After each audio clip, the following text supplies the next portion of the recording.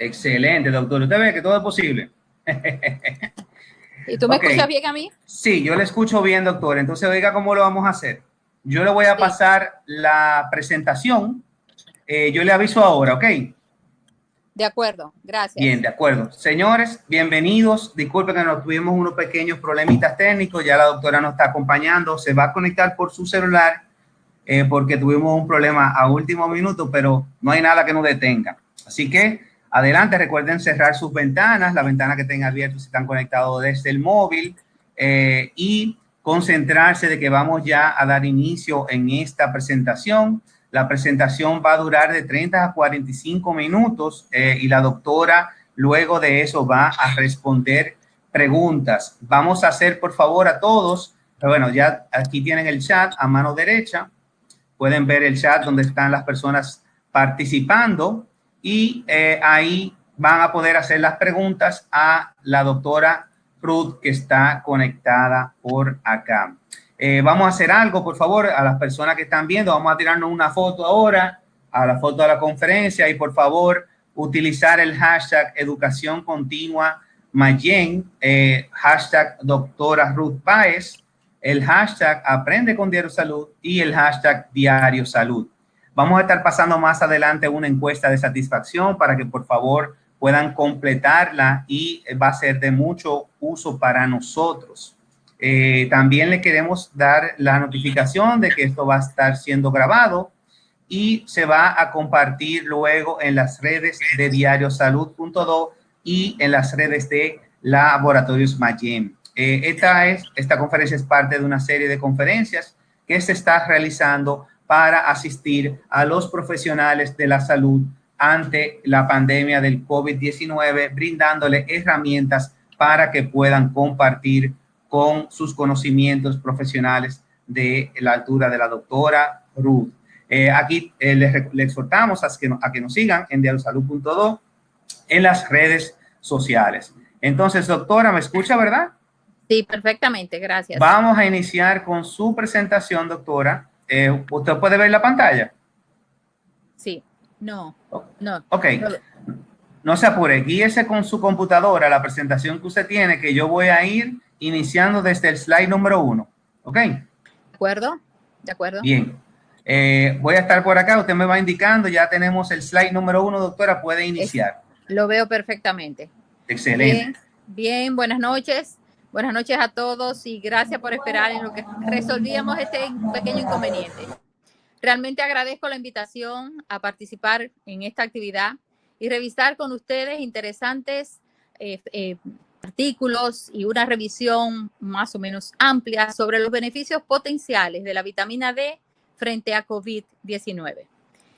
Nosotros sabemos que la vitamina D es una hormona esteroidea liposoluble que se produce en la piel a partir de la fotoexposición de la dieta o un suplemento nutricional que es crucial para la salud humana y es conocida como la vitamina solar.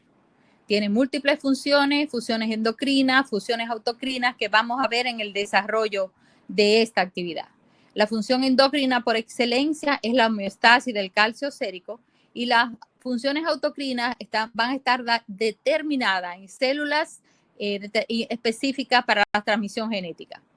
Los múltiples efectos de la vitamina D hoy día han generado una gran importancia en la comunidad científica mundial y nos interesa saber cuál es la concentración adecuada en sangre, cómo la vamos a medir y mejor aún, cómo podemos suplementar los casos en que la vitamina D no es suficiente.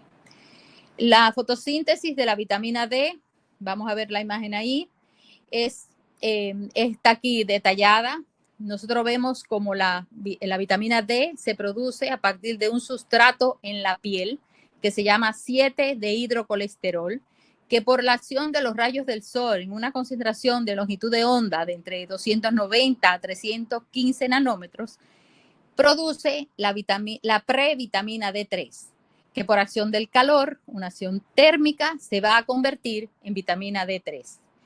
Los alimentos también nos aportan vitamina. Y vamos a ver que el ergocalciferol derivado de los alimentos es la llamada vitamina D2, que se va a sumar a esta vitamina de producción endógena D3, juntas en la sangre se unen a una proteína transportadora y van a llegar al hígado, donde a través de una enzima que se llama 25-hidroxilasa se convierte en una sustancia que se llama calcidiol, que es la 25-hidroxivitamina D.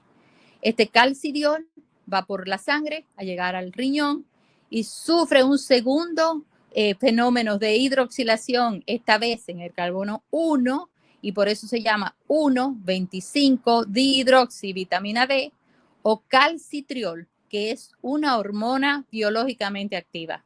Esto es importante recordarlo porque la vitamina D no es una vitamina común y corriente, es una hormona que juega un papel importantísimo en la salud en general y muy particularmente en la salud musculoesquelética, aunque hoy día vamos a revisar con extensión sus efectos sobre el sistema inmune. La siguiente diapositiva, por favor. Vemos cómo del 50 al 90% de la vitamina D que existe en nuestro cuerpo es generada a partir de la fotoexposición de la piel y que el resto viene con la dieta. Aquí vemos una serie de alimentos que nos proveen de vitamina D, algunos conocidos, otros no de tan uso corrientes en nuestra dieta regular, como es el caviar, los peces de aguas frías profundas, pero también hay alimentos que son fortificados por la industria, como son los huevos, los productos lácteos. También tenemos el aceite de hígado de pescado, que nos recuerda a lo que nos daban todas nuestras abuelas. ¿Cuál es el mecanismo de acción de esta vitamina D? Como les dije, es una hormona y como la mayoría de las hormonas, la mayoría de sus acciones está mediada por un receptor nuclear que se llama el receptor de la vitamina D. La molécula de vitamina D, el calcitriol, entra al núcleo de la célula, allí se une con el receptor de vitamina D y recluta otro receptor nuclear que se llama el receptor del ácido retinoico. A este se suman unas pequeñas secuencias de ADN que son llamadas elementos de respuestas de vitamina D y juntos este complejo va a iniciar una cascada de interacciones moleculares que modulan la transcripción de genes específicos. Es muy importante porque se han determinado, identificado miles de estos llamados elementos de respuestas a vitamina D y se cree que el receptor de la vitamina D y la molécula hormonal activa, la 1,25-dihidroxivitamina D, de una manera directa o indirecta van a regular entre 100 a 1250 genes, lo que representa el 3% del genoma humano. Fíjense el interés tan importante que tiene para todos nosotros saber las acciones de esta hormona. El mecanismo en que la vitamina D se activa a nivel de riñón es muy interesante.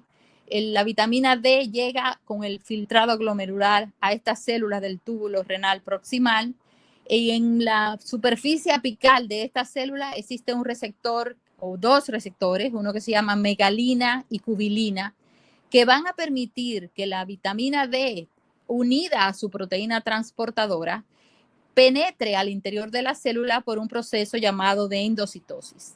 Una vez en el interior de la célula, esta 25-hidroxivitamina D, que viene del proceso de hidroxilación hepática, se va a hidroxilar formando la 1,25-dihidroxivitamina D o la hormona biológicamente activa, que va a ser secretada al torrente sanguíneo y va a ejercer sus acciones endocrinas.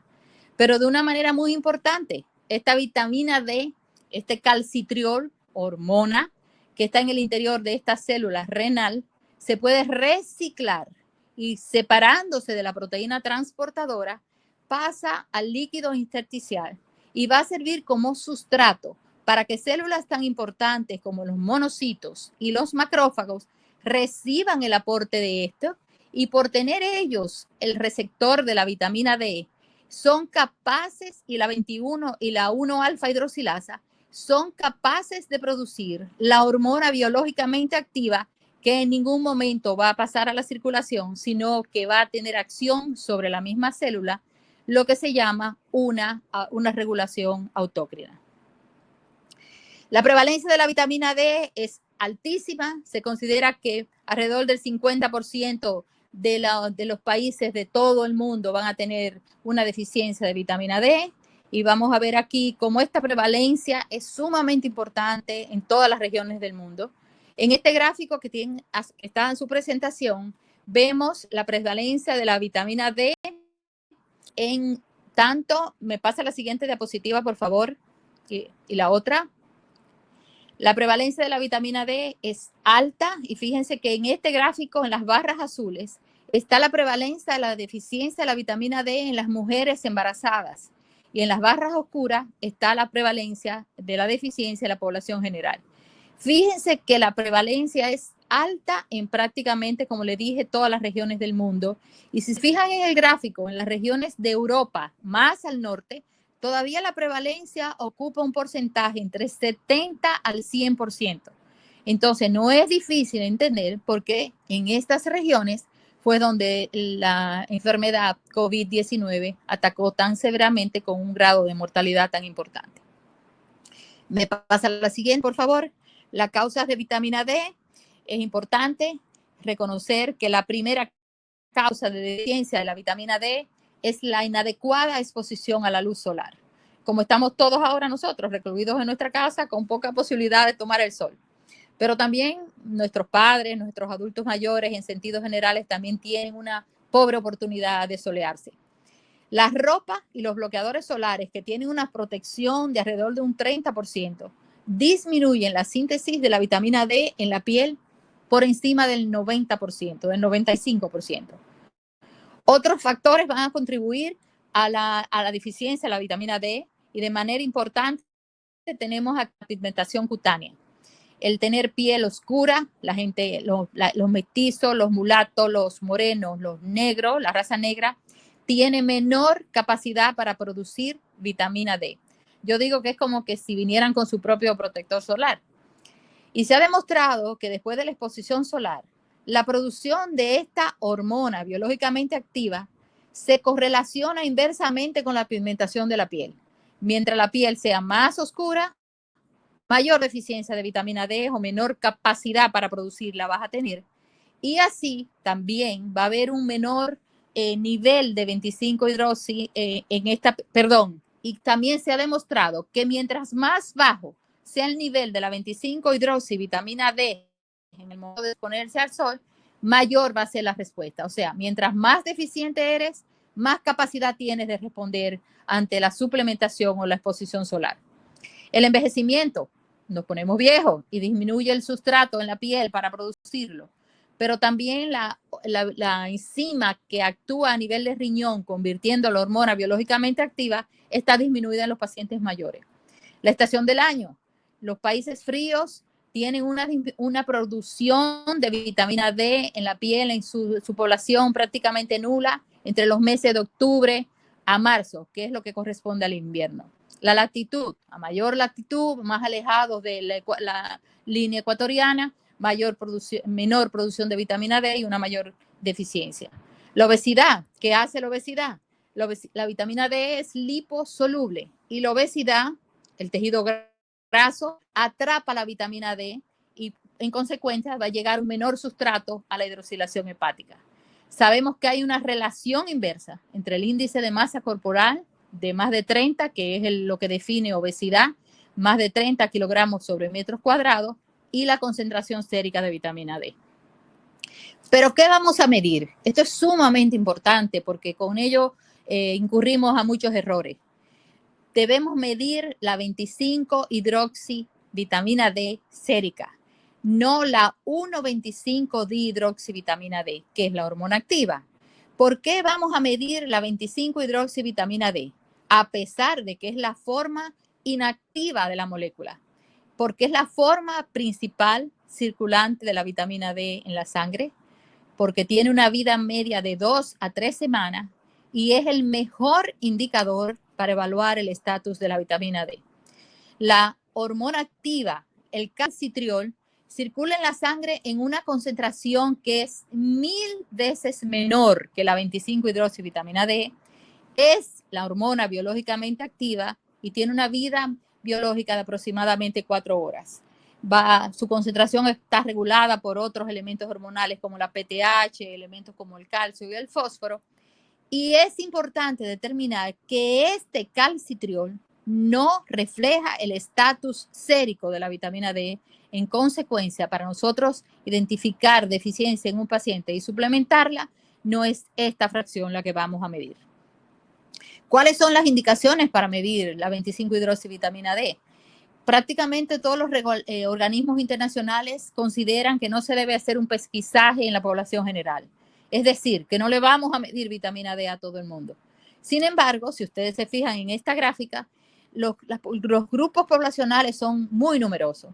Lo vamos a indicar en los pacientes con raquitismo, los adultos con osteomalacia, con osteoporosis, los pacientes que tienen enfermedad renal o hepática, porque obviamente van a tener comprometida el mecanismo de producción de la vitamina D, en los pacientes que tienen síndrome de mala absorción, los que han sido sometidos a cirugía bariátrica, los que tienen enfermedad inflamatoria del intestino, los pacientes con hiperparatiroidismo. Ven ahí un renglón de medicamentos que pueden contrarrestar el metabolismo de la vitamina D y que tenemos que tenerlo pendiente. No es que no lo usemos, sino pendientes para establecer deficiencia en esos pacientes. Y en los niños, en los adultos afroamericanos y los hispanos, ahí estamos nosotros. Me da la siguiente diapositiva, por favor. Pero hay también otras indicaciones que corren una importancia capital y es la determinación de la concentración sérica en las embarazadas y lactantes. Nadie da lo que no tiene. Si la mujer no tiene suficiente vitamina D, no le puede dar suficiente vitamina D a su bebé, a su producto. En consecuencia, estos niños pueden nacer con deficiencia severa y tienen una predisposición mayor a desarrollar infecciones de vías respiratorias importantes en los primeros años de vida. Tenemos que medir la vitamina D en los adultos con historia de caída, con historia de fracturas no traumáticas, como les dije, en los adultos y niños obesos, en algunos desórdenes granulomatosos como es la sarcoidosis, la tuberculosis, pero en este caso no es tan solo para determinar deficiencia, sino que, como les explicaba, los macrófagos tienen capacidad para producir la molécula activa, la hormona activa, el calcitriol, porque tienen el propio receptor de la hormona y además tienen la 1-alfa hidroxilasa. Pero esta producción se va a quedar dentro de esta célula y en los casos de estas enfermedades granulomatosas van a servir en el diagnóstico, en la evolución de la enfermedad. Algunos linfomas y claro está en el COVID-19. ¿Cómo se define la deficiencia de vitamina D? Vamos a definir deficiencia de vitamina D de acuerdo a la Endocrine Society. Esos son los elementos de definición que utilizo. La deficiencia se determina como un nivel sérico menor de 20 nanogramos por mililitro, insuficiencia entre 21 y 29 y se considera suficiencia o normalidad un valor por encima de 30 nanogramos por mililitros.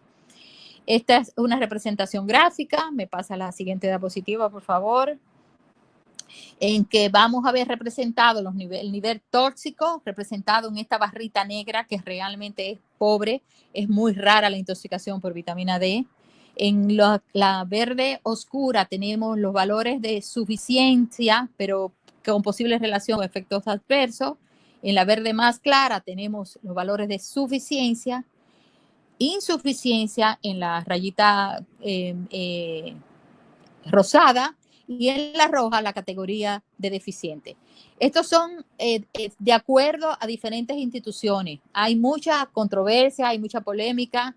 Una institución dice que el nivel, por ejemplo, la IOM, que es el Instituto de Medicina de los Estados Unidos, considera que el valor de 20 en adelante es normal, pero la Endocrine Society y otras sociedades especializadas no lo consideran así y establecen el valor normal por encima de 30 nanogramos por mililitro. Las acciones pleiotrópicas, o sea, acciones múltiples que tiene esta vitamina D, son grandes, importantísimas. Vamos a tener acción a nivel de la piel, a nivel del intestino y una condición determinantemente importante es la acción de la vitamina D sobre la salud musculoesquelética y sobre la homeostasis del calcio, pero en eso no me corresponde hablar esta tarde. Sin embargo, ahí vamos a ver cómo, además de estas funciones, que son las llamadas funciones clásicas de la vitamina D, hay otras funciones que se han llamado extraesqueléticas o no clásicas de la misma y van a estar representadas por la acción sobre el sistema inmune y sobre condiciones tumorales. Esto es, aquí nos vamos a tener una representación de todas las acciones extraesqueléticas de la vitamina D, del calcitriol, y nosotros vamos a ver que tiene un rol importante en la inmunidad, en el cáncer, en la diabetes y el síndrome metabólico, en las enfermedades cardiovasculares, en la tasa de mortalidad en sentido general propia, definida por deficiencia de la vitamina D o por otras causas, en la enfermedad hepática, en la enfermedad renal, relacionada a la reproducción, en función muscular y a nivel de la piel, a un detalle muy importante conocido por los dermatólogos, por eso de la vitamina D en los pacientes con psoriasis, en pacientes con cáncer de piel. Vamos a ver, aquí está un poquito más especificado, no le voy a leer todo esto, quizás les voy a decir unos detalles importantes, y es que en la piel los queratinocitos pueden producir también hormona biológicamente activa y es muy importante, y tienen acción autocrina y paracrina muy bien establecida. Que se habla de que en los músculos hay una relación inversa entre los niveles de vitamina D y la fuerza muscular. Es decir, a menor cantidad de vitamina D sérica, menor fortaleza en los músculos, y eso es algo a tener pendiente en los pacientes con COVID-19 que pudieran tener necesidad de terapia ventilatoria y de ser asistidos en un ventilador, ayudar su función muscular. En relación al cáncer, el año pasado se publicó un estudio muy interesante donde se demostró que la vitamina D reduce en un 16% la mortalidad relacionada al cáncer, no la relacionada a todas las causas, sino en particular al cáncer, y esto es de alta significación. En la diabetes, en la enfermedad cardiovascular, en la enfermedad hepática, ocuparemos en otro momento. Sin embargo, con respecto a la inmunidad, sabemos que prácticamente todas las células del sistema inmune, tanto el inmune innato como el adaptativo, tienen receptor de vitamina D y las enzimas suficientes para un metabolismo correcto de producir la hormona en sus propias entidades. La vitamina D va a mediar un aumento de los linfocitos T supresores y una disminución de los linfocitos inflamatorios y en consecuencia disminuye el riesgo de infecciones. Este es un gráfico un poquito complejo. Lo que quiero enfatizar es lo que ya habíamos visto antes, cómo la vitamina D se produce en la piel, cómo llega al hígado, se hidroxila allí, pasa luego al riñón, también sufre un proceso de hidroxilación. Y es importante definir que esta vitamina D, hormona biológicamente activa, 1,25-dihidroxi-D o calcitriol, se va a circular en el torrente sanguíneo, mientras que la otra vitamina o calcitriol producida en las células del sistema inmune permanece dentro de esas células donde hace su acción y no circula. La vitamina D también puede tener participación a nivel de otros tejidos, porque muchos otros tejidos como el riñón, el corazón, los intestinos, los lactotrofos placentarios, expresan tanto el receptor de la vitamina D como la 1-alfa hidroxilasa y son capaces, como le explicaba antes, de producir calcitriol dentro de estas células y que la propia hormona va a producir una expresión mayor de receptor de vitamina D, perpetuando el efecto benéfico de la 25-hidroxivitamina D sobre otros tejidos. Hay una vía genómica, que fue la que les señalé al principio, cómo la vitamina D ejercía su función, estableciéndose una unión importante con el receptor nuclear y con la unión con el receptor del ácido retinoico y de los elementos de DNA. Y esta es la llamada vía genómica. Por eso es que decimos que la vitamina D no es una simple vitamina, es una hormona. En relación a las vías no genómicas, las características de esta vía no están bien estudiadas, pero no por eso son menos importantes. ¿Cuáles serían parte de los efectos de la vitamina D en este sistema extraesquelético? Hay ventajas, hay beneficios de la suplementación adecuada de la vitamina D en la hipertensión arterial. Se ha demostrado que hay una relación inversa entre los niveles plasmáticos de vitamina D y el desarrollo de hipertensión. Y son varios los mecanismos que se han postulado que tienen que intervenir. Hay un aumento en la actividad del sistema renina, angiotensina, aldosterona, tan de moda hoy día con el COVID. Hay disfunción endotelial, hay alteración de la homeostasis del calcio, hay un aumento del estrés oxidativo y hay disminución de la síntesis de prostaglandina. A pesar de que la disminución que produce una suplementación de 1000 unidades por día de vitamina D es del orden de 1.5 milímetros de mercurio, que diríamos eso es desdeñable, es importante tenerlo pendiente porque realmente no es un medicamento antihipertensivo. Las consecuencias de la vitamina D en el embarazo, como les decía, nadie da lo que no tiene. Estas mujeres van a tener una disfunción del sistema inmune innato que la predispone a una serie de complicaciones a ella y a su bebé. En los niños va a haber craniotabes, que es la conocida craniomalacia. Hay un aumento del riesgo de infecciones virales, como la bronquiolitis sincitial viral. Hay un aumento de las infecciones respiratorias en sentido general y del asma. Y se ha demostrado un incremento potencial en el riesgo de desarrollar síndrome metabólico en la adultez en estos niños que son producto de madres deficiencia de vitamina D. Llegó el COVID, llegó el SARS-CoV-2 y su enfermedad COVID-19. Y fue declarado pandemia por la Organización Mundial de la Salud el 11 de febrero del 2020 y nos cambió la vida.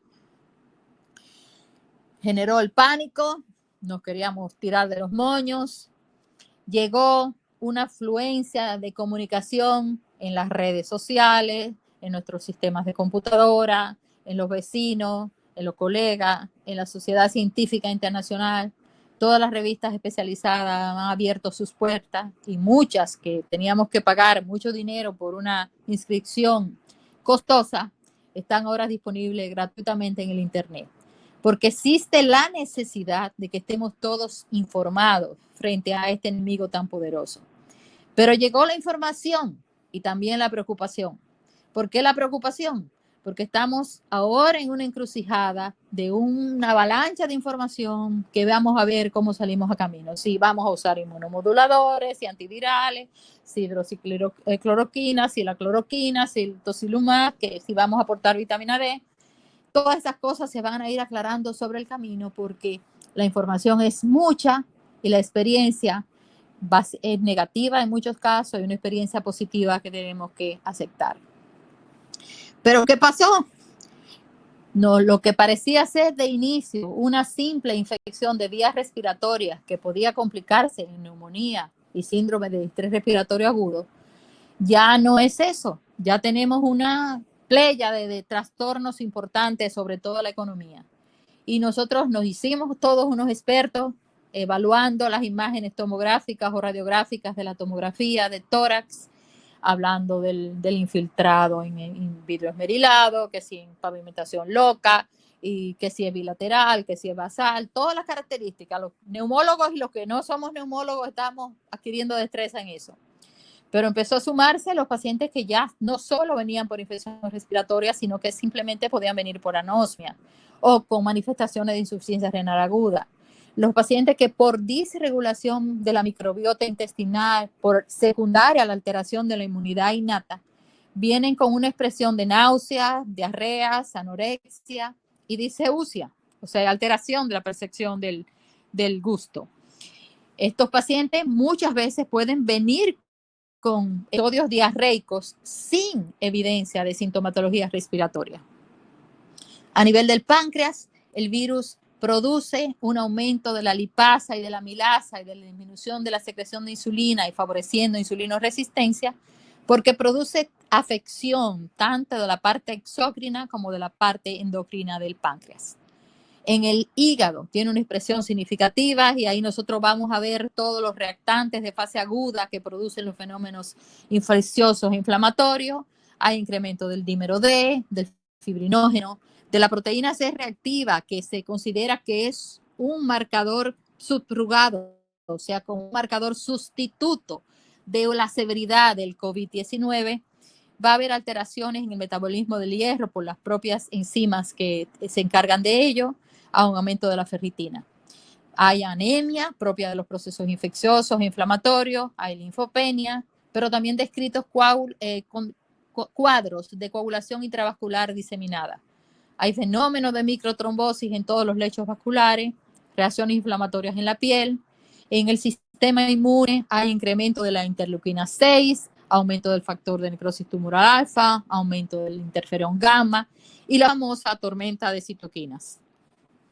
Más reciente ha venido la avalancha de información de qué pasa en el corazón y vemos que ya estos pacientes están presentando un efecto viral agudo y directo de fenómenos de miocarditis. Hay disfunción ventricular, hay la presentación de casos de infarto del miocardio de tipo 2, que por definición corresponde al infarto que se presenta en individuos que no tienen enfermedad arterial coronaria establecida.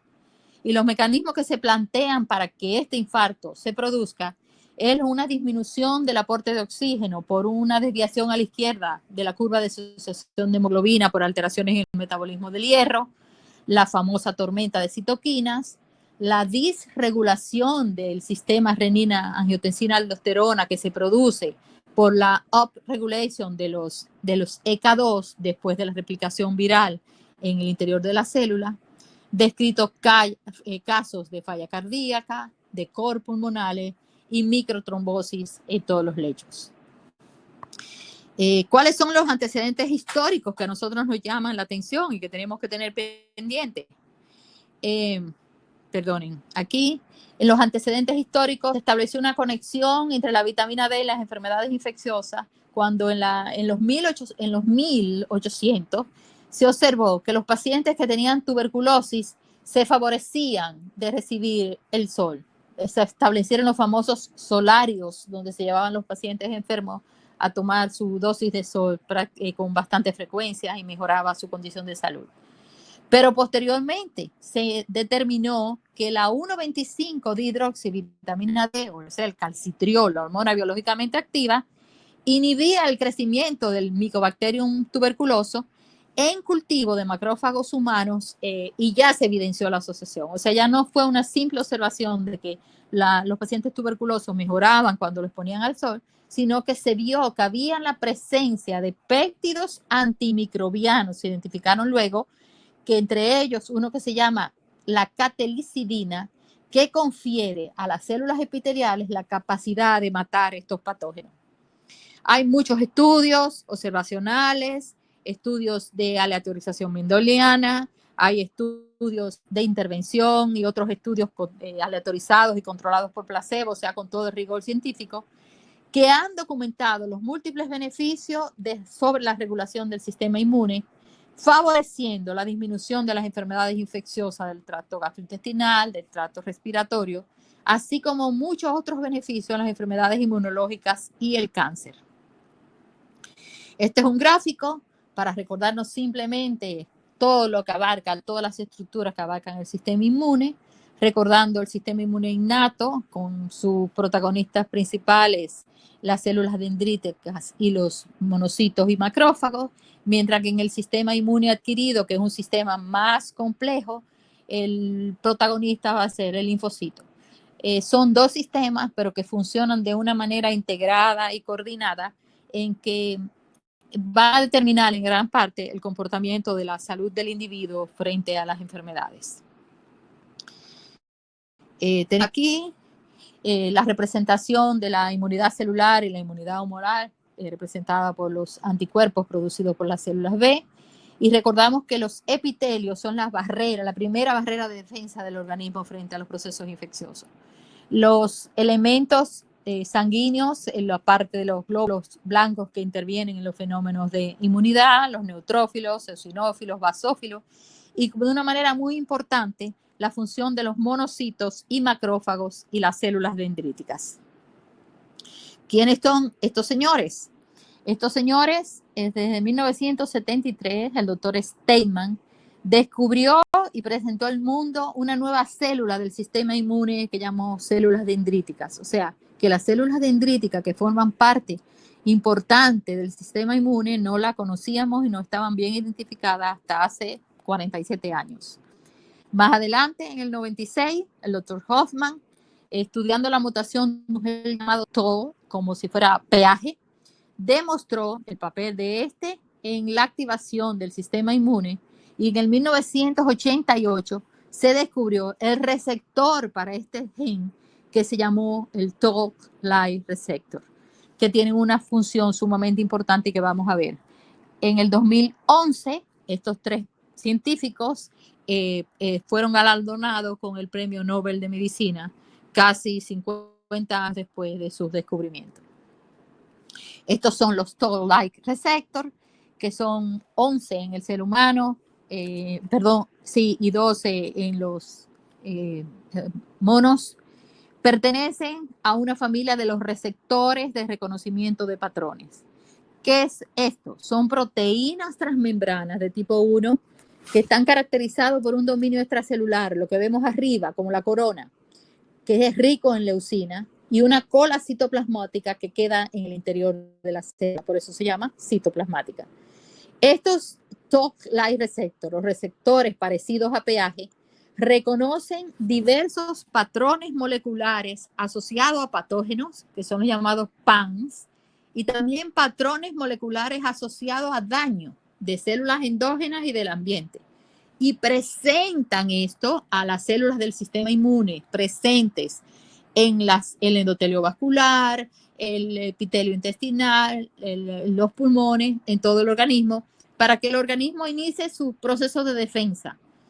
Esta porción citoplasmática, la parte del receptor que queda metida dentro de la célula, es receptor de la interleuquina 1, y esto es estable para que se desarrolle una cascada de señales intracelulares que van a interactuar con otros cofactores y finalmente van a determinar la modulación de genes en la respuesta inmune.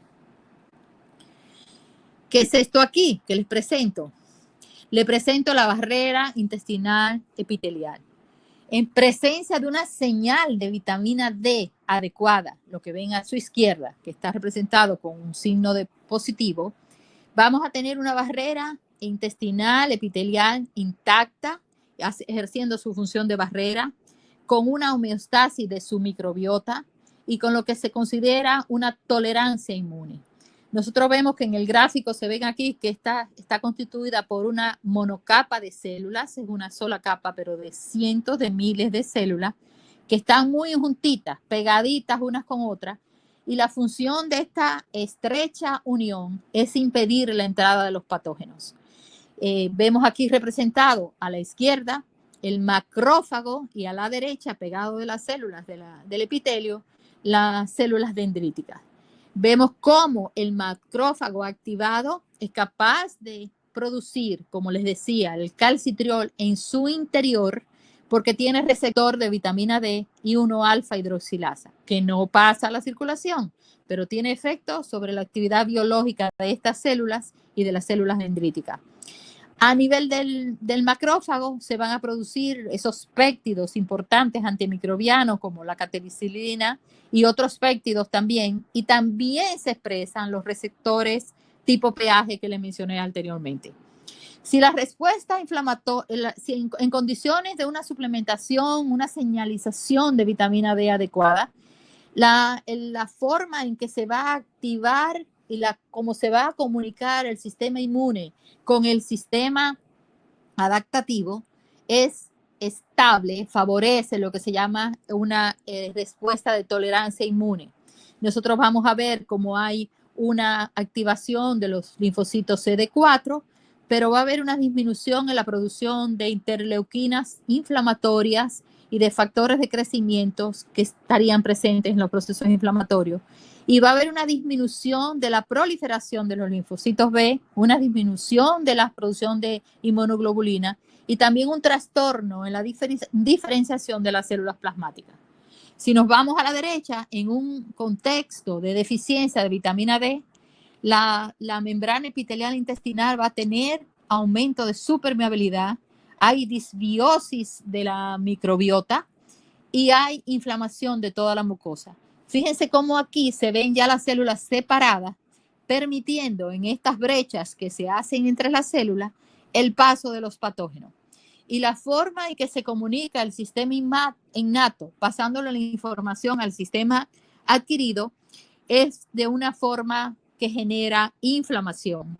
Y nosotros vemos como si va a haber lugar a la generación de proteínas inflamatorias, propiciando un estado de inflamación continuo, crónico, que puede devengar en enfermedades crónicas, por ejemplo, del intestino.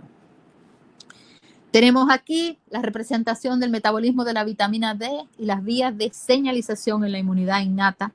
Les señalaba que los protagonistas de esta inmunidad innata es el macrófago y las células dendríticas, y que la actividad de estas dos moléculas es muy intensa.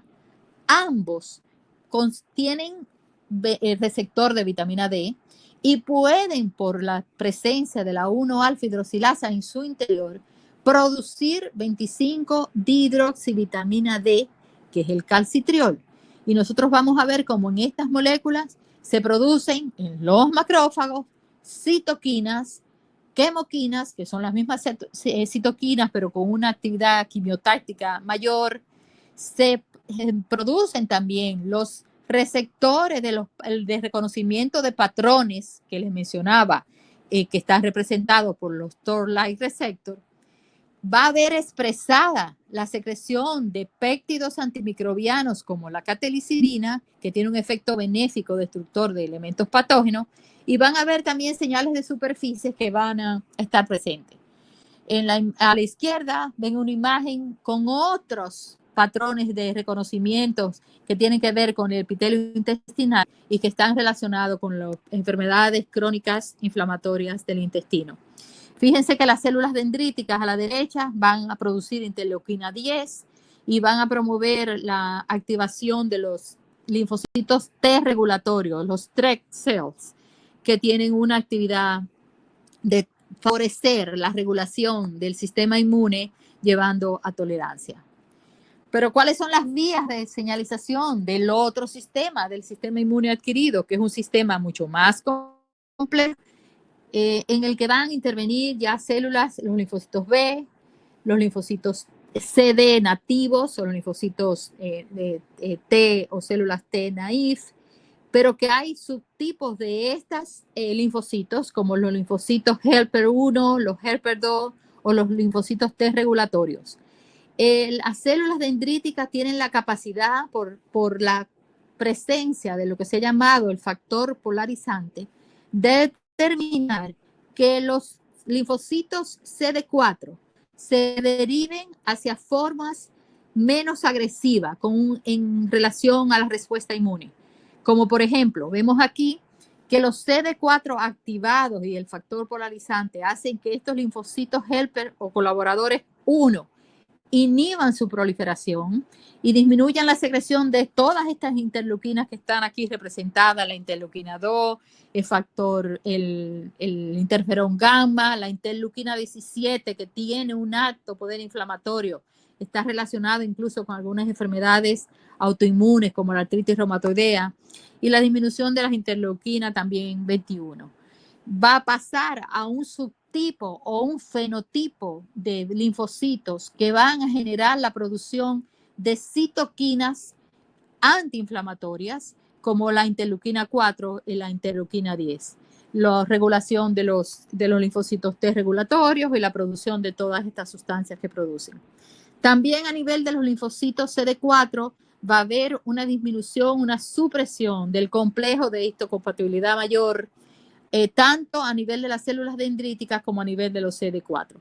Y vemos aquí como a nivel del macrófago va a tener una acción, la vitamina D, de aumentar los receptores, la expresión de los receptores para la propia vitamina, aumentar la enzima que es capaz de producir la hormona activa, propiciar la secreción de péptidos antiinflamatorios, como todo esto que vemos aquí, y también de los Toll-like receptors. En esta imagen que nosotros vemos aquí es un gráfico donde nos señala los efectos de tanto del sistema inmune como en el sistema inmune innato como el sistema inmune adaptativo, lo que les he dicho con anterioridad. Fíjense aquí, las células representadas en violeta son las células dendríticas y está en la presencia de los receptores Toll-like, que son los que le van a permitir a la célula conocer la presencia de estos patrones. Son receptores de patrones de reconocimiento. Ellos van a detectar agresión, daño, patógeno y lo van a presentar a las células dendríticas para que el organismo inicie su proceso de defensa. Vemos aquí la acción de los monocitos y de los macrófagos, cómo la presencia de vitamina D disminuye la maduración de las células dendríticas, aumenta el proceso de diferenciación de los macrófagos, hay un aumento de la actividad antibacteriana, hay una disminución de la producción de citoquinas y una disminución en la presentación de los antígenos. En el sistema inmune, que es la parte que corresponde al inferior de la gráfica, vamos a ver cómo van a estar disminuidos los linfocitos T citotóxicos y va a haber una disminución, un aumento en la producción de citoquinas de los linfocitos helper 2, va a haber una disminución de las inmunoglobulinas por las células B y va a haber también una disminución de el helper 17, que tiene que mediar de manera activa la inflamación y la autoinmunidad. Los receptores, los linfocitos 3 regulatorios van a producir supresión de las células, hay un incremento en la supresión de las células T helper. ¿Qué sabemos de las epidemias pasadas? ¿Qué tenemos antecedentes que nos puedan decir a nosotros? Sabemos que el SARS-CoV-1, que se inició en China en el 2003, tuvo una mortalidad de menor del 10%. Pero el Middle East Respiratory Syndrome, el MERS-CoV, que se presentó en el 2013, tuvo una mortalidad superior al 35%. Y se ha determinado que la influencia que ocurrió, la famosa gripe española que se presentó en el 1918 al 19, tuvo una mortalidad realmente entre 1 a 3%. ¿Qué podemos decir de esto?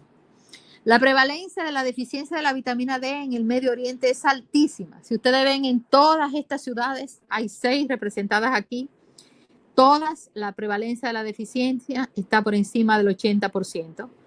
Y obviamente no es de sorprender que tuvieran una mortalidad tan alta frente al MERS-CoV. ¿Por qué? Fíjense cómo visten estas mujeres. Yo creo que si uno de los principales elementos que determina la deficiencia de la vitamina D en la producción endógena es la falta de exposición solar. A menos que ellas perciban todo el sol que sea necesario a través de los ojos, creo que realmente justifica una deficiencia marcada de vitamina D. Este es un gráfico que reporta, hecho por un sistema que hace surveys de nutrición y de salud en los Estados Unidos, para determinar el estatus de la vitamina D y la presentación de una enfermedad parecida a la influenza que se llama influenza-like. Tomaron pacientes sanos entre de 18 años y más de 12,000 pacientes, y lo evaluaron por 12 meses.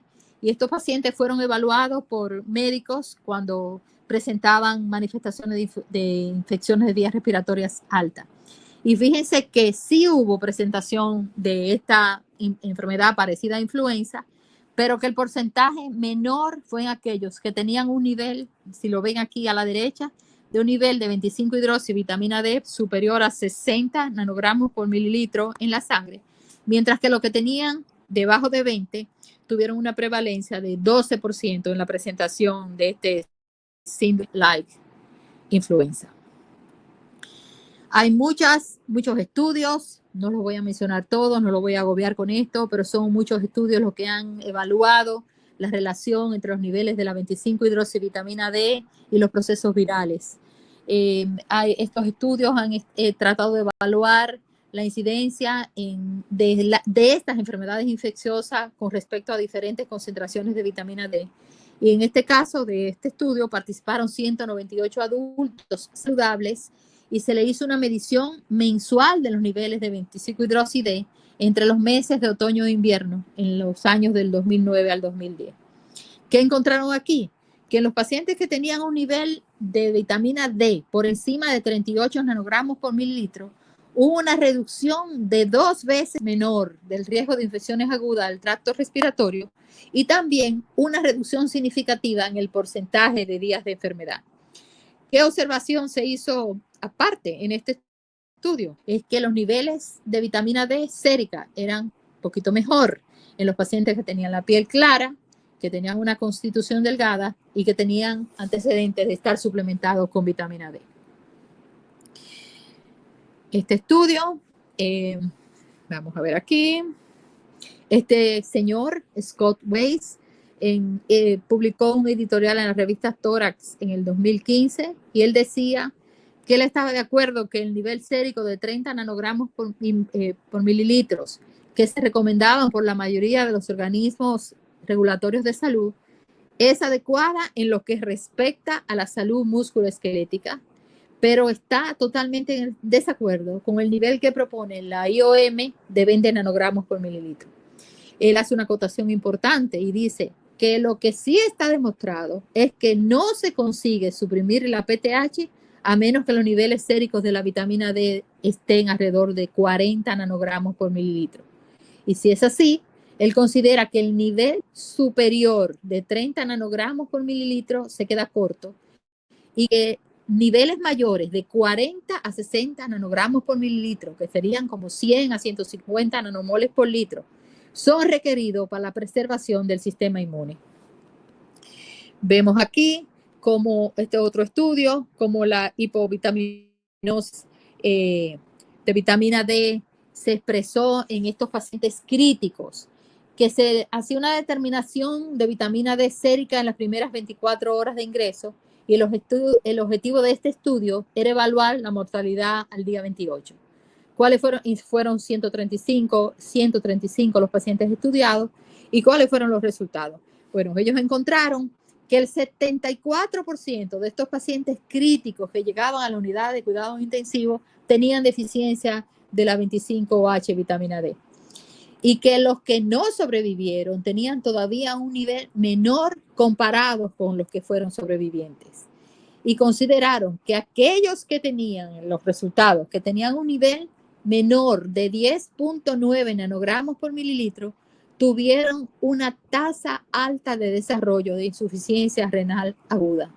Es decir, que las conclusiones de este estudio nos dicen que la deficiencia de vitamina D es altamente prevalente en el momento de la admisión a la unidad de cuidados intensivos y que la deficiencia severa para ellos, menor de 10.9 nanogramos por mililitro, se asocia a insuficiencia renal aguda y mortalidad.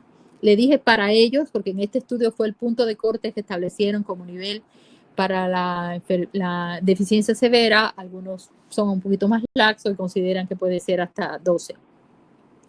En estos estudios se vio que la prevalencia también no solo está presente de manera significativamente alta en las unidades de cuidados intensivos de adultos, sino que también en las unidades pediátricas hay deficiencia de vitamina D que se asocia a desenlaces clínicos adversos.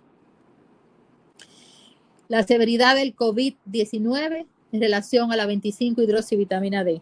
Fíjense aquí a la derecha los pacientes con un cuadro leve de COVID-19 y el gráfico presenta el nivel de suficiencia por encima de 30 nanogramos por mililitro en las concentraciones séricas de la vitamina D. A medida que el proceso avanza, fíjense que los valores, el porcentaje de valores de deficiencia o insuficiencia aumenta en estos pacientes. ¿Cuáles serían los mecanismos que explicarían los beneficios, los efectos benéficos potenciales a nivel pulmonar de la 25-hidroxivitamina D o el calcitriol? Va a mejorar las infecciones respiratorias. ¿Y por qué mecanismo lo hace? Por un efecto de inmunidad innata, el aumento de los péptidos antimicrobianos que les señalé, de las defendinas o alarminas, que son una especie de moléculas defensoras de la actividad inmune. Hay disminución de los mediadores inflamatorios que están asociados a un proceso viral importante y en consecuencia va a haber disminución o mejoría de la neumonía. Hay disminución de la enfermedad pulmonar obstructiva crónica, hay mejoría del control del asma, disminución de las exacerbaciones de la misma condición y hay mejoría de la disnea. Pero estos pacientes también van a tener mejoría de la función pulmonar y vemos aquí todos estos parámetros ventilatorios que van a estar favorecidos por el calcitriol. Hay una disminución en el flujo de aire y hay una disminución en la declinación de la función pulmonar. Vemos aquí cómo la mejoría en las infecciones respiratorias va a traer una disminución de las secuelas de la infección y una disminución de la inflamación de las vías aéreas. Por otro lado, como la vitamina D le he señalado anteriormente, produce una mejoría significativa de la modulación inmune. Hay aumento de las células T reguladoras y hay un mejor balance de los linfocitos T helper 1 y 2 y de la función de las células dendríticas y suprime la altamente inflamatoria, los linfocitos T17, que se le ha llamado así porque producen la interleuquina 17 con una capacidad inflamatoria importante. Vemos aquí, es una representación de todo lo que le dije antes. Están a la izquierda los macrófagos, en el centro las células dendríticas y a la derecha los linfocitos y las células B productoras de inmunoglobulina. Ya hablamos de todo lo que pasa en cada uno de estos elementos que componen tanto la inmunidad innata como la inmunidad adquirida, y esto no es más que una representación de eso. La famosa tormenta de citoquinas. Me llamó una paciente hace una semana y me dijo que si había algún examen de laboratorio que permitiera determinar sus niveles de citoquina, porque ella tenía temor de tener una tormenta de citoquinas. Y tuve que explicarle lo que son las citoquinas y que las citoquinas o citocinas son un grupo de proteínas de bajo peso molecular que van a actuar mediando interacciones muy complejas entre células linfoides, células inflamatorias y células de origen sanguíneo hematopoyéticas, que van a actuar como mensajeros intercelulares, que de ahí viene su nombre, interleuquina. Son mensajeros de comunicación inicialmente entre los leucocitos, por eso se llamaron interleuquinas, y pueden intervenir en la maduración y ampliación del sistema inmune. Provocan múltiples acciones biológicas después de unirse a receptores específicos en las células dianas y se ven producidas tanto como parte de la respuesta inmune innata y de la adquirida. ¿Y qué es la famosa tormenta de citoquinas que tanto leemos y que todo el mundo dice, bueno, eso es una causa de mortalidad en COVID-19? Es una condición fulminante, fatal, que está evidenciada por un incremento masivo de citoquinas a nivel sanguíneo y que llevan a un fallo orgánico múltiple. Se puede presentar no solamente en el COVID-19, no es un fenómeno propio, exclusivo del COVID-19. Se presenta en múltiples infecciones virales severas en adultos y en procesos sépticos. Y claro está, por toda la data que tenemos a este momento, sabemos que está entre las causas más probables de aumento de la mortalidad en los pacientes con COVID-19. Nos preguntamos, ¿pueden los suplementos de vitamina D prevenir o curar la COVID-19? Bueno, la falta de vitamina D en pacientes ingresados en UCI, el Violet Clinical Trial, fue publicado en el New England Journal of Medicine el 11 de diciembre del 2019, cuando todavía los chinos no habían puesto en evidencia, por lo menos no habían comunicado la presencia de la enfermedad en su tierra. Se sabe que la vitamina D es un contribuyente común y potencialmente reversible de la morbimortalidad en los pacientes críticos. Y en esta institución se hizo un examen para evaluar la eficacia de la administración de megadosis de vitamina D en pacientes críticos ingresados en unidad de cuidado intensivo. Fue estudio aleatorizado, doble ciego, controlado por placebo, de fase 3, o sea, un estudio con todo el rigor científico de una investigación. Se evaluaron 1.360 pacientes que fueron aleatorizados a las primeras 12 horas de su ingreso a la unidad a recibir una dosis única por vía enteral, una dosis de 540.000 unidades de vitamina D o de un placebo equivalente. ¿Cuál fue el objetivo del estudio? Evaluar la mortalidad por todas las causas a los 90 días.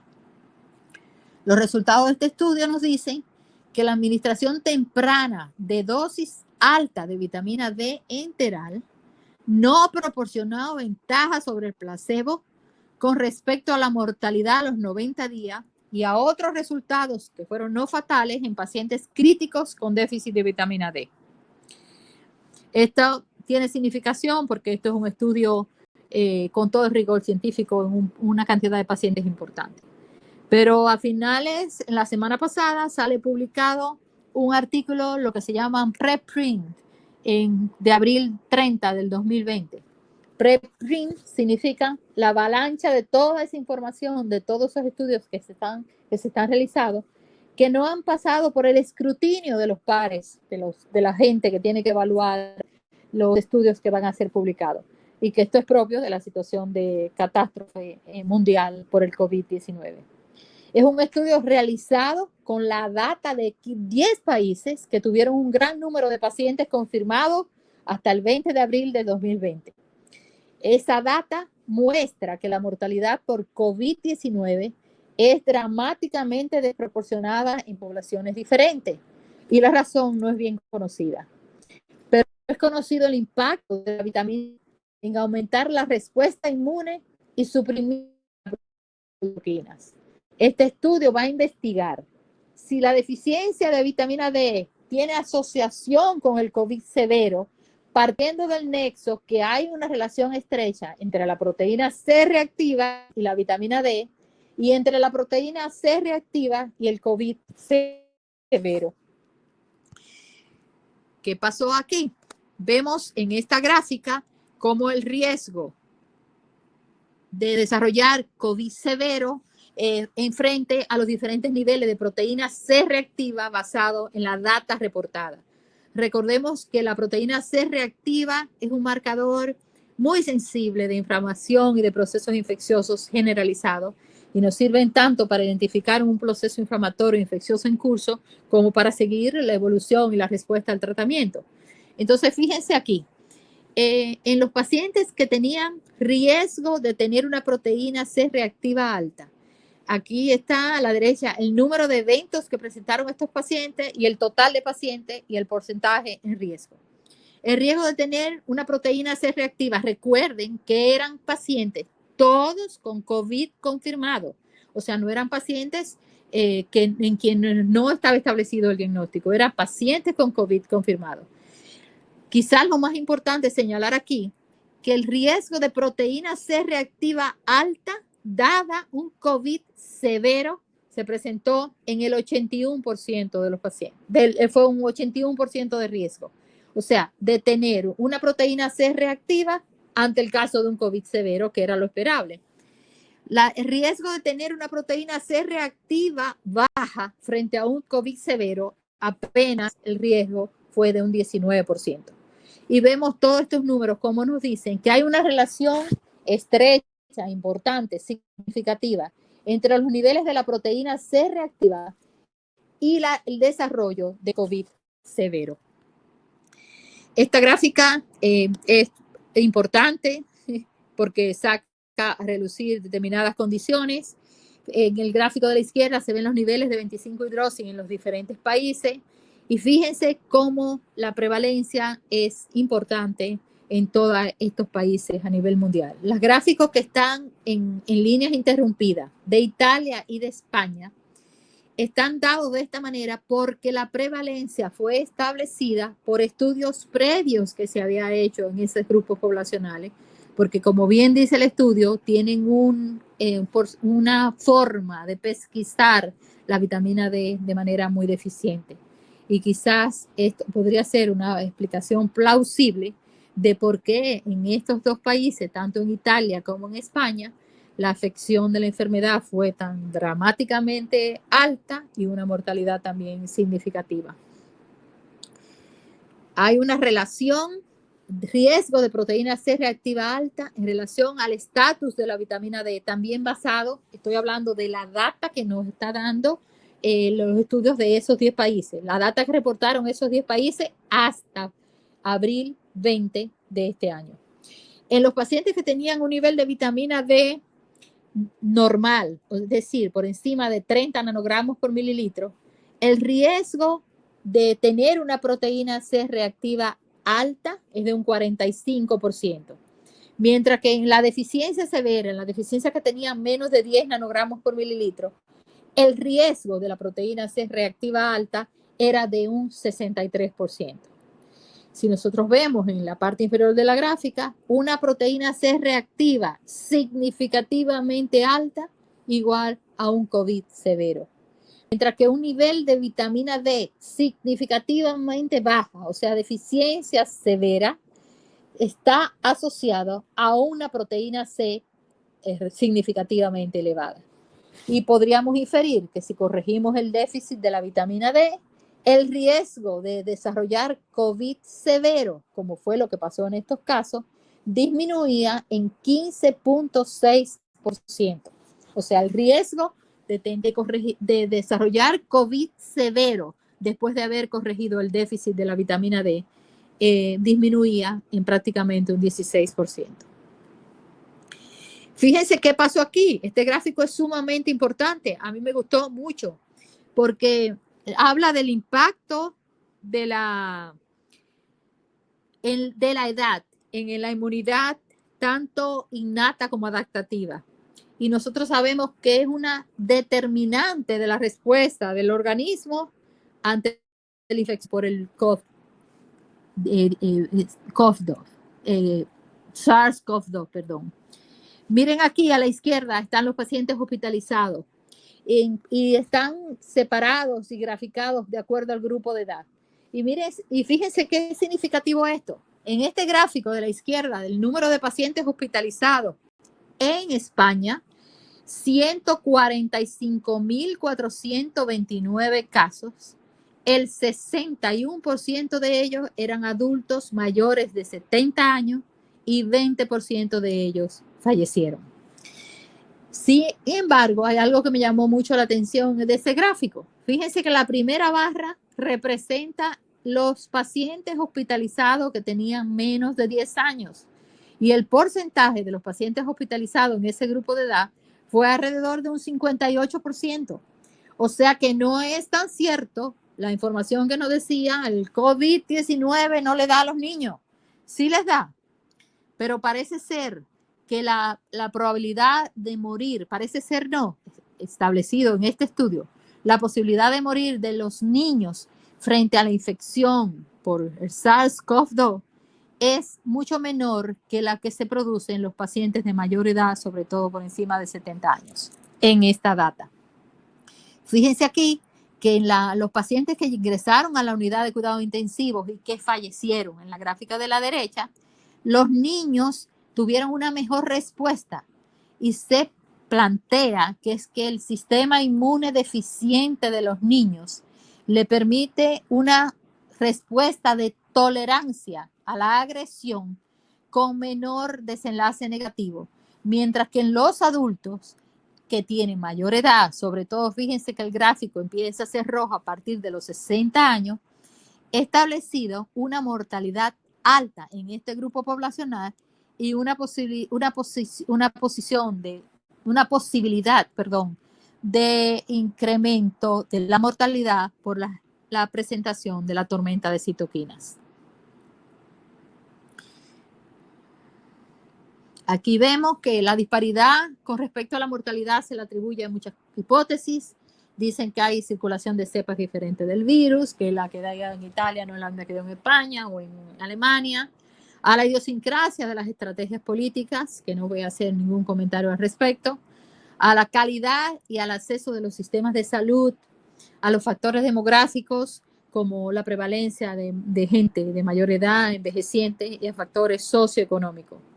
La interpretación de este estudio en sentido global dice que la proteína C reactiva es un marcador subrogado de COVID-19 severo, es como un marcador sustituto y que está asociada con la deficiencia de vitamina D. Y estos hallazgos sugieren que la vitamina D puede disminuir la severidad del COVID por supresión de las tormentas de citoquinas.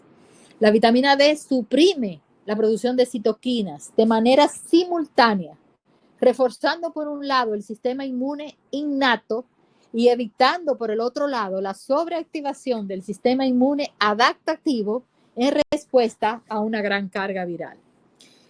Un elemento importante a señalar aquí, que es que el intervalo para el desarrollo de una respuesta inmune adaptativa sustancial es de alrededor de 7 días.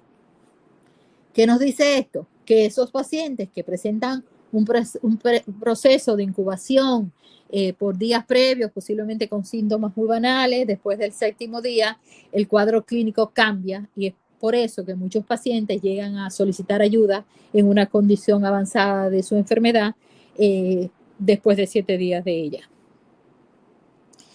Estas son las recomendaciones de suplementación de vitamina D en la población general en condiciones normales. Fíjense que para los adultos el concilio de vitamina D dice que alrededor de 5.000 unidades internacionales por día, mientras que la Endocrine Society habla de 1.500 a 2.000 unidades internacionales y otras instituciones regulatorias de nutrición hablan de 600 unidades, como que hay un intervalo ahí muy grande entre una y otra. Yo particularmente prefiero seguir usando la de la Endocrine Society. En los infantes, no nos olvidemos de los niños, es necesario una suplementación que va desde el orden de los 400 a 600 a 1.000 unidades internacionales entre los infantes y los niños, y las mujeres embarazadas entre 1.500 a 1.000 unidades internacionales por día. La mayoría de los suplementos que se usan en las mujeres embarazadas, por no decir que todos, no cumplen con los requerimientos necesarios de vitamina D, y de ahí que la prevalencia de la deficiencia en ese grupo poblacional es altamente significativa. Si se fijan en la tablita de abajo, que está en inglés, pero le voy a leer, dice que estas son las recomendaciones de dosificación en la población general en condiciones normales, pero dice generalmente, sin embargo, las mujeres embarazadas o lactantes o los envejecientes, así como los niños y adultos que no reciben suficiente exposición solar, tienen la necesidad de la suplementación de la vitamina D. O sea, que te está diciendo, es recomendado en las poblaciones generales el uso de vitamina D, pero tienes que tener particular importancia de la detección de esos grupos poblacionales por las consecuencias a futuro en el desarrollo de enfermedades para ella, de su producto y la asociación con otras enfermedades importantes. ¿Cómo manejamos la deficiencia de vitamina D? En los infantes, que son de los niños a 1 año, vamos a dar 2.000 unidades internacionales, ya sea de vitamina D2 o de vitamina D3, o podemos dar 50.000 unidades internacionales una vez por semana, por 6 semanas, hasta obtener un nivel sérico de 30 nanogramos por mililitro. Y luego el mantenimiento lo vamos a hacer con 400 a 1.000 unidades por día. Entre los individuos que tienen de 1 a 18 años, las recomendaciones son de 2.000 unidades internacionales de vitamina D2 o D3, por lo menos por 6 semanas, o la presentación de 50.000 unidades de la misma vitamina D2 o D3 semanal por 6 semanas hasta obtener 25 hidroxivitamina D en un rango superior a 30 nanogramos por mililitro. Y el mantenimiento va a ser de 600 a 1.000 unidades por día. Pero en todos los adultos con deficiencia establecida, o sea, a quienes se le ha medido la vitamina D, podemos dar 50.000 unidades internacionales, ya sea de vitamina D2 o D3, una vez por semana, por 8 semanas, o lo que sería el equivalente a 6.000 unidades de vitamina D2 o D3 hasta alcanzar los 30 nanogramos por mililitro. Y luego vamos a mantener en una dosificación de 1.500 a 2.000 unidades por día. En los adultos obesos, los obesos van a necesitar 2 a 3 veces mayor cantidad de vitamina D para tratar de prevenir su deficiencia. En consecuencia, van a necesitar entre 6.000 a 10.000 unidades por día hasta llegar a los 30 nanogramos por mililitro reglamentario o que queremos como meta, y el mantenimiento lo vamos a hacer con 3.000 a 6.000 unidades por día. Pero hay unas presentaciones de vitamina D3 en 100.000 unidades por día que también resultan muy oportunas, porque nos van a permitir que pacientes que son poco adherentes al tratamiento diario pudieran suplementar su deficiencia o su suplementación establecida sobre la normalidad con estos viales en tiempos determinados. Es muy importante que nosotros recordemos estos valores porque he recibido pacientes que le han puesto el vial de 50.000 unidades toda la semana por 6, 8 semanas consecutivas en pacientes que no tienen una determinación sérica de la 25-hidroxivitamina D, porque como la vitamina D es tan buena, tenemos el concepto erróneo, inadecuado de que más es mejor.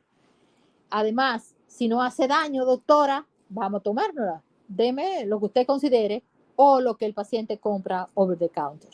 En los pacientes normales con una vitamina D de 30 nanogramos por mililitros o mayor, le podemos dar un vial cada 3 meses, o sea, 4 viales al año para mantener la suplementación en esos pacientes normales. En los que tiene deficiencia leve, vamos a dar un vial por mes. En los que tienen una deficiencia moderada, entre 10 a 20 nanogramos por mililitro, vamos a dar 2 viales por mes. Y podemos dar, en los casos de deficiencia severa, hasta 4 viales por mes. Pero esto no es una dosificación indefinida. Se debe medir la vitamina D a los 2 o 3 meses después de iniciado la terapia de suplementación para establecer si hemos corregido la deficiencia y pasar a las dosis de mantenimiento. ¿Cuál vitamina D vamos a usar? ¿La vitamina D2? ¿La vitamina D3? Bueno, hay mucha controversia. Realmente las recomendaciones en sentido general es que es preferible usar la vitamina D3 porque esta es la derivada del colecalciferol que va a conservar su capacidad de unirse al receptor, que es indispensable para ejercer su acción, y que para sus vías metabólicas requiere la oxidación de cadenas laterales que la desactiven y que va a permanecer biológicamente estable y activa por más tiempo. Recordemos que la enzima que cataboliza el metabolismo de la vitamina, el calcitriol o la hormona activa, es la que se llama 24-hidroxilasa y que va a producir un metabolito que se llama 1,24,25-trihidroxivitamina D, que va a seguir su vía metabólica y se va a excretar por las heces. Es preferible usar vitamina D3. Muchos países hablan de usar vitamina D2, pero realmente se ha visto que es porque es más barata y porque es la que pagan muchos sistemas de salud, no porque realmente sea superior a la vitamina D3. Es muy importante, ya creo que es parte de mis últimas diapositivas, el riesgo de adquirir la infección por COVID en las personas que trabajan en los hospitales. Trabajar en un hospital manejando pacientes con COVID-19 se asocia con un riesgo aumentado de infección por el SARS-CoV-2. En un paciente en Wuhan, China, para ponerles un ejemplo, entre el 1 y el 28 de enero del 2020, de 138 pacientes que se hospitalizaron, 40 eran del personal de salud afectado por COVID-19. Y estos 17 de ellos fueron infectados en el hospital en sus horas de labor.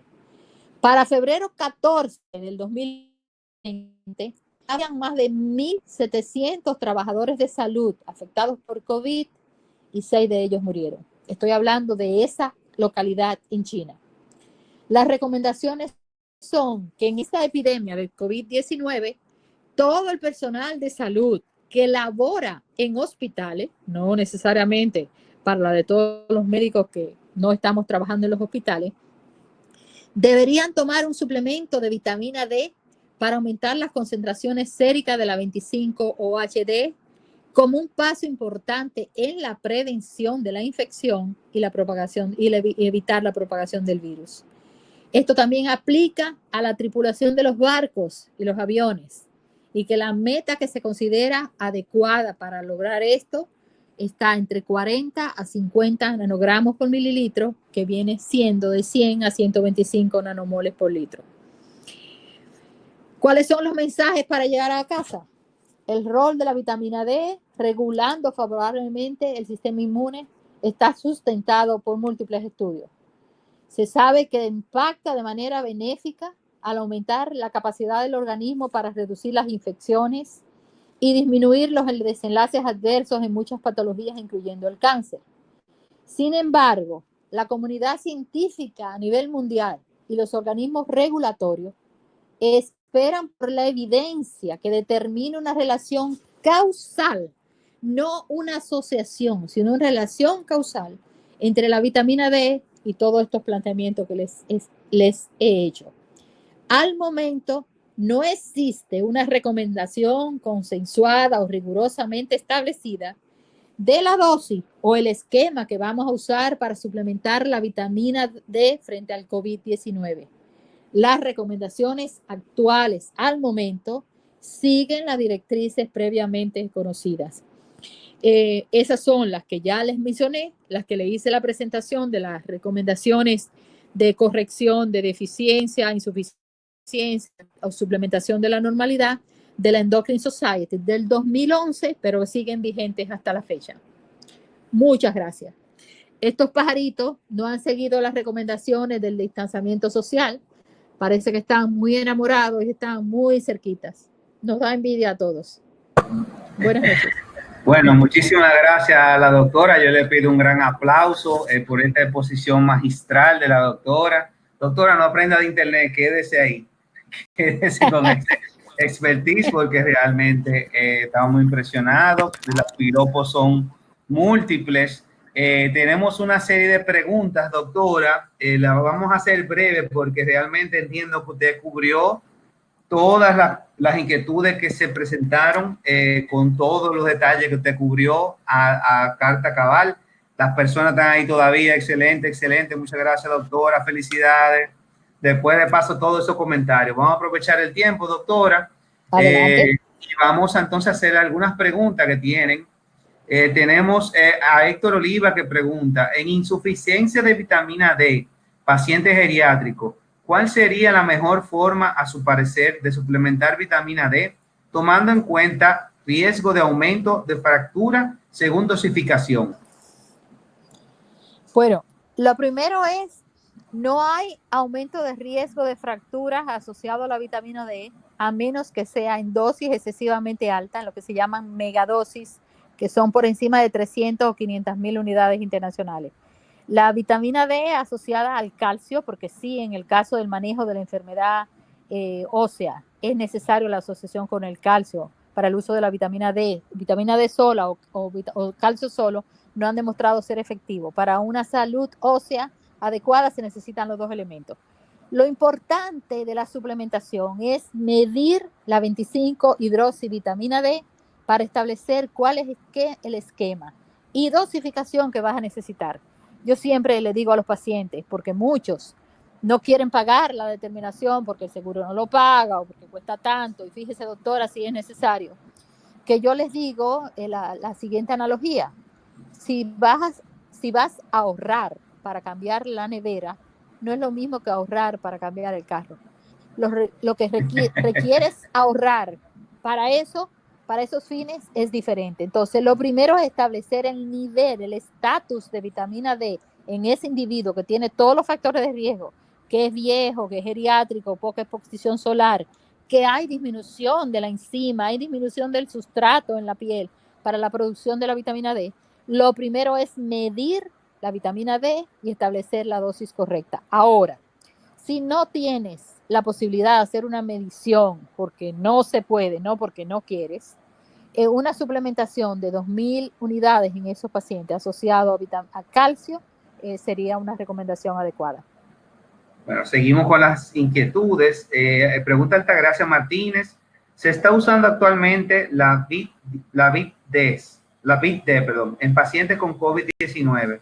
¿Y por qué tiempo se recomienda a los pacientes embarazadas con COVID-19? Bueno, fíjense que hay recomendación del uso de la vitamina D en pacientes normales. O sea, no hay que esperar tener COVID-19 para suplementar la vitamina D. Creo que la intención de mi presentación ha sido que frente al COVID-19 es importante que midamos la vitamina D sérica y si está deficiente la corrijamos, porque hay una relación bien estrecha establecida entre la deficiencia de la vitamina D y el incremento de la proteína C reactiva, que a su vez es un marcador de proyección y de pronóstico de evolución hacia COVID severo. Entonces, si tenemos un elemento que podemos manejar y controlar para evitar la progresión a COVID severo y el riesgo de mortalidad, debemos hacerlo. El tiempo que sea necesario, porque no solamente vas a usar la vitamina D en el tiempo de la enfermedad de COVID, puedes usarlo de manera permanente. Por ejemplo, yo hago la salvedad, yo tengo 7 años usando vitamina D de manera ininterrumpida en una dosificación de 2.000 unidades diarias y que aumenté a 4.000 frente a la situación de riesgo. Entonces, no tuve nunca vitamina D baja, a pesar de que no tengo una exposición solar importante. Parece ser que mi genética me favorece en ese sentido. Pero tomé vamos a decir, una precaución de aumentar los niveles, de mejorar el estatus de mi sistema inmune frente al riesgo de la infección. Pero no hay un periodo determinado y no hay una dosificación fija. O sea, no todo el paciente que tiene COVID-19 va a tomar tanto por tanto tiempo. Va a ser de acuerdo a las necesidades de cada quien. Excelente. Tengo otra pregunta de Rubecindo Lorenzo. Pregunta, ¿alguna diferencia de eficacia entre la dosis diaria y las megadosis únicas de vitamina D? Bueno, lo primero es que no estoy recomendando el uso de las megadosis. No son recomendadas a nivel mundial. No son recomendadas. Hay experiencias que se hicieron en los pacientes en unidades de cuidado intensivo y le daban 500.000 unidades y los pacientes decían que era segura y no pasaba nada y que realmente mejoraban, disminuyendo la prevalencia de enfermedades respiratorias y del tiempo de permanencia en las unidades. Pero las megadosis que están por encima de 300.000 no son recomendables. La presentación desde 100.000 es una dosis alta, no megadosis. ¿Ok? Entonces, volviendo a la pregunta, si me dices de nuevo, perdón, ¿qué fue? Sí, ¿alguna diferencia entre la eficacia entre dosis diaria y la megadosis única de vitamina D? No, realmente no hay diferencia en la eficacia. Tú puedes suplementarte con una dosificación diaria de acuerdo a tus necesidades, como podrías hacer con el uso de dosis alta, no megadosis. Bueno, vamos a hacer la última pregunta, doctora, porque se extendió en el tema, pero cubrió toda la pregunta que yo veo acá. Y vamos a hacer un compromiso para que la doctora se pueda sumar en el grupo que creamos de Facebook, que hemos estado discutiendo temas relacionados con el COVID-19, que le ha servido de mucho a la comunidad médica de interacción y actualización entre profesionales. Tenemos a Ismelda Rosario, que pregunta, durante la quimioterapia en pacientes con cáncer, ¿es pertinente medir la 25-OH vitamina? Sí, es sumamente importante. En los pacientes con cáncer se benefician de una determinación del estatus de vitamina D y corrección. Fíjese, les comentaba, no lo presenté porque es mucha la información, que el año pasado salió un estudio donde se demostró que la suplementación adecuada de los pacientes con cáncer en tratamiento para el mismo disminuían en un 16% su riesgo de mortalidad asociado al cáncer por el beneficio de la vitamina D. Además, otra cosa, no presenté esa data porque realmente el tema es muy amplio, pero son múltiples los beneficios, inhibiendo proliferación, favoreciendo apoptosis de células malignas, o sea, muerte celular programada de células malignas, como beneficio de la vitamina D. Son múltiples los beneficios en los pacientes con cáncer. Hay un elemento, por ejemplo, a recordar que podría ayudarle en ese sentido.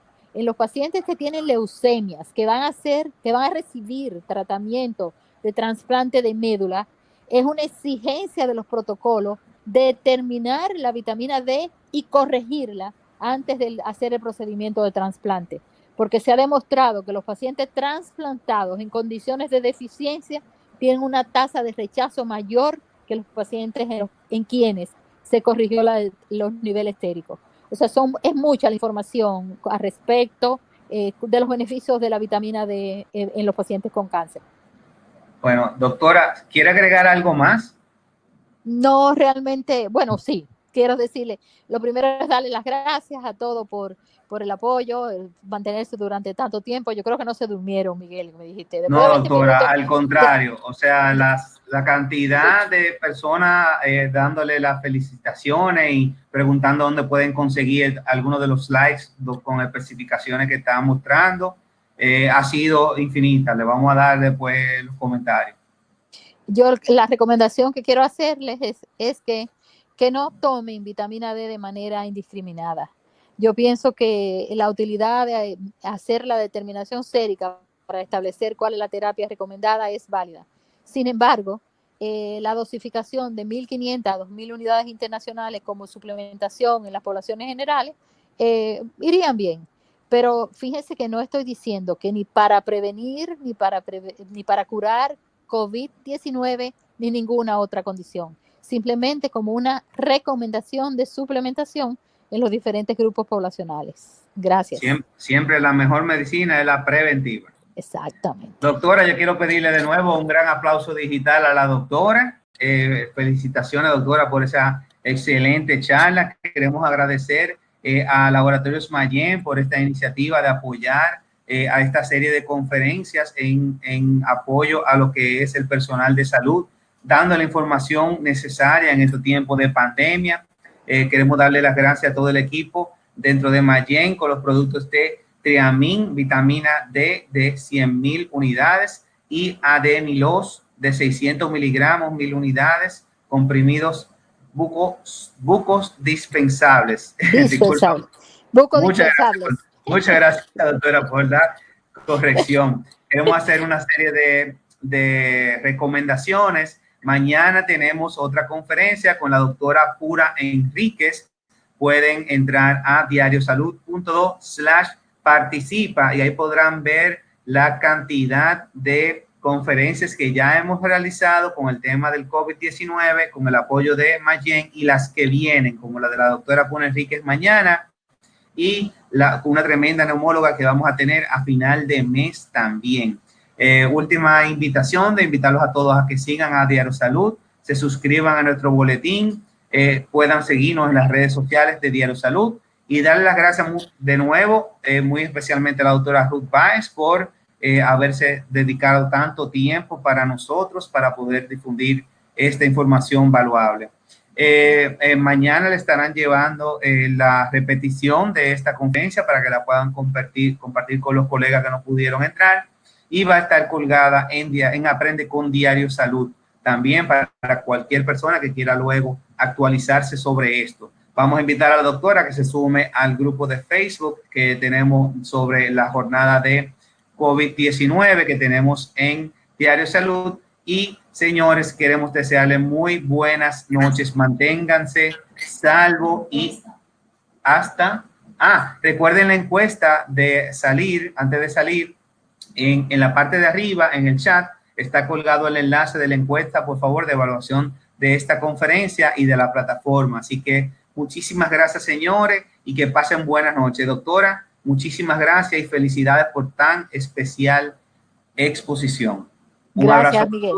Gracias a todos. Buenas noches.